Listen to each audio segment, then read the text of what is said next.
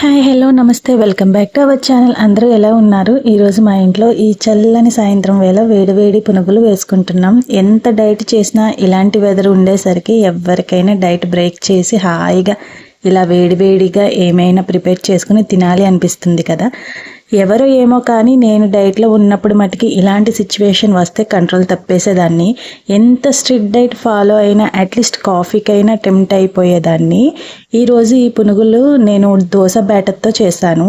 ఈ దోశ బ్యాటర్లో కొంచెం బియ్యం పిండి, తగినంత ఉప్పు, ఆనియన్స్, జీలకర్ర వేసుకుని చేసుకుంటున్నా.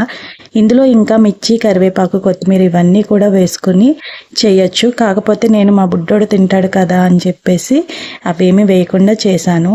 ఈ పునుగులు రెడీ అయ్యాక ఒక ప్లేట్లోకి తీసుకొని దీనికి టచ్అప్ కింద మార్నింగ్ చేసిన కొత్తిమీర టమాటా చట్నీ వేసుకుని తింటే ఉంది అబ్బా సూపర్ అంతే.